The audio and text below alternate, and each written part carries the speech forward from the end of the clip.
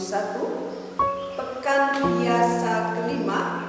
Bacaan Injil diambil dari Injil Markus bab 7 ayat 1 sampai ayat 13 dengan tema mengasihi Allah dengan segenap hati. Pada suatu kali, serombongan orang Farisi dan beberapa ahli Taurat dari Yerusalem datang menemui Yesus.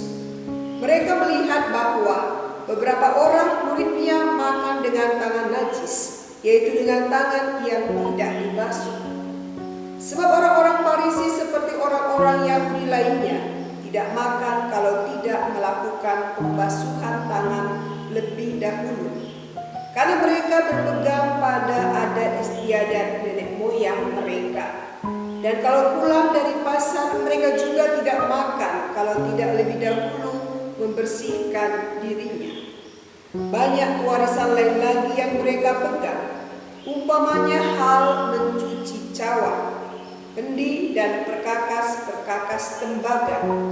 Karena itu orang-orang Farisi dan ahli Taurat itu bertanya kepadanya, "Mengapa murid-muridmu tidak hidup menurut adat istiadat nenek moyang kita, tetapi makan dengan tangan najis?"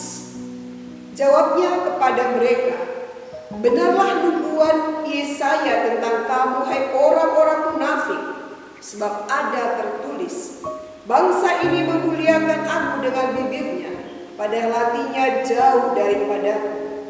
Percuma mereka beribadah kepadaku, sedangkan ajaran yang mereka ajarkan ialah perintah manusia.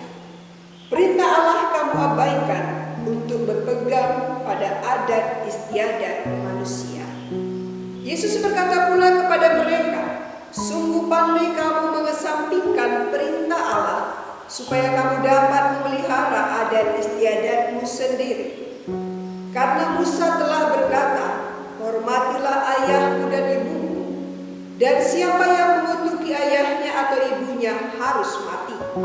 Tetapi kamu berkata, kalau seorang berkata kepada bapaknya atau ibunya, apa yang ada padaku yang dapat digunakan untuk pemeliharaanmu, sudah digunakan untuk korban, yaitu persembahan kepada Allah, maka kamu tidak membiarkannya lagi berbuat sesuatu pun untuk bapaknya atau ibunya. Dengan demikian firman Allah kamu nyatakan tidak berlaku demi adat istiadat yang kamu ikuti itu, dan banyak hal lain seperti itu yang kamu lakukan." Demikianlah sabda Tuhan. Saudara-saudari yang terkasih, dekat di bibir, jauh di hati. Kalimat ini barangkali cocok dengan orang yang taat pada tradisi, namun mengabaikan kasih dan persaudaraan. Barangkali kita setuju bahwa tradisi ini baik sejauh dalam pelaksanaannya dijalankan dari hati demi kebaikan bersama. Suatu ketika, teman saya menceritakan pengalamannya ketika melayani di salah satu daerah dengan suku tertentu. Di daerah itu ada satu tradisi atau kebiasaan yang unik, katanya demikian. Di daerah itu, untuk menghormati tamu, sajian utama adalah meminum minuman tertentu sejenis tuak. Teman saya ini bercerita, ketika baru pertama sampai di daerah itu, disuguhkanlah kepadanya segelas tuak. Padahal minuman itu paling tidak dia sukai dan sangat mengganggu untuk kesehatannya. Teman saya ini sudah menyampaikan bahwa dia tidak sanggup meminumnya, juga tidak baik untuk kesehatannya. Tetapi ketika dia menolak untuk meminumnya, mereka marah besar. Bagi mereka, penolakan itu adalah penghinaan bagi mereka. Para petinggi di suku tersebut merasa dilecehkan dengan penolakan teman saya ini. Memang sudah menjadi kebiasaan di daerah ini. Setiap kali tamu berkunjung, ritual minum minuman harus dijalani. Akhirnya demi penghormatan dan menjalankan kebiasaan daerah tersebut, teman saya ini terpaksa meminumnya dan akhirnya jatuh sakit. Tradisi membuat ia harus menderita.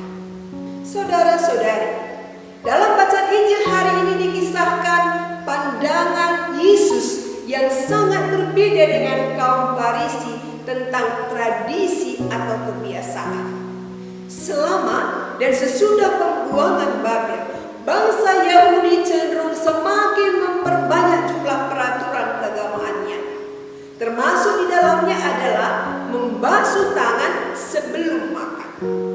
Menurut tradisi waktu itu, orang-orang Farisi, orang-orang Yahudi tidak makan sebelum membasuh tangan, karena membasuh tangan maknanya adalah menyatakan penghormatan tertinggi kepada Allah.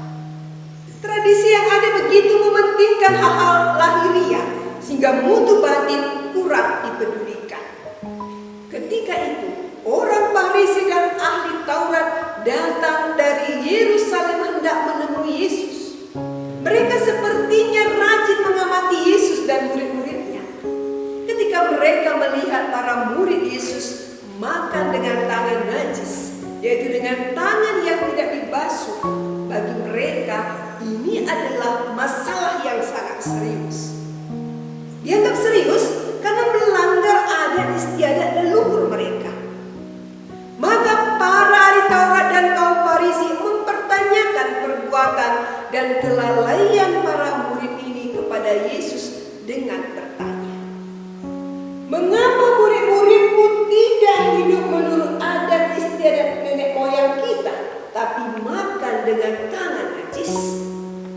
Pertanyaan ini merupakan tantangan bagi Yesus, sehingga ia menjawabnya tanpa menyebut murid-muridnya. Yesus menanggapi pertanyaan para ahli Taurat dan orang Farisi ini dengan kata-kata yang keras. "Benarlah nubuat Yesaya tentang kamu, hai orang-orang munafik, sebab ada tertulis, bangsa ini memuliakan aku dengan bibirnya, padahal hatinya jauh daripadaku.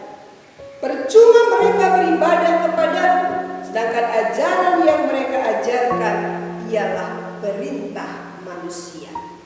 Perintah Allah kamu abaikan untuk berpegang pada adat istiadat manusia." Saudara-saudari, Yesus berkata pula kepada mereka, "Sungguh pandai kamu mengesampingkan perintah Allah supaya kamu dapat memelihara adat istiadatmu sendiri." Terlihat jelas, menempatkan adat istiadat di atas firman Allah bagi Yesus adalah pelanggaran terhadap perintah Allah. Saudara-saudari, bagi Yesus tradisi tidak bermakna bila mengabaikan kasih kepada manusia.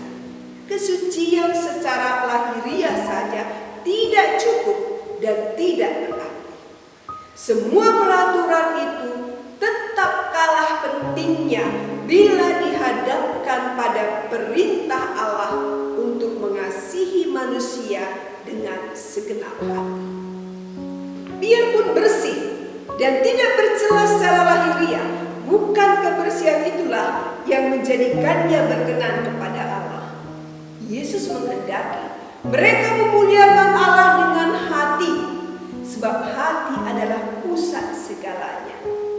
Yesus mengecam orang-orang Farisi dan ahli Taurat yang rajin beribadah menurut tradisi nenek moyang mereka, yang mengajarkan perintah manusia tapi tidak mengajarkan perintah Allah. Tidak ada artinya ibadah yang dibangun atas tradisi nenek moyang bila kita mengasihi Allah hanya di bibir. Bagi Yesus, sikap terhadap Allah harus diutamakan dan bukan peraturan manusiawi yang membuat kita mengabaikan Tuhan dan sesama. Saudara-saudari, dalam kehidupan kita sering menemukan berbagai aturan yang mencekik dan lebih berat daripada aturan Allah sendiri. Akibatnya, banyak penderitaan dan ketidakadilan terjadi karena peraturan yang menindas. Tidak jarang terjadi bahwa demi peraturan ada manusia yang dikorbankan. Sebagai pengikut Kristus, kita memiliki tanggung jawab yang lebih besar. Kita dipanggil melakukan aturan yang ada dengan sepenuh hati demi kebaikan sesama. Kita dipanggil untuk berani mengutamakan Allah dalam hidup kita. Ada banyak kesempatan yang bisa digunakan untuk berbuat kasih.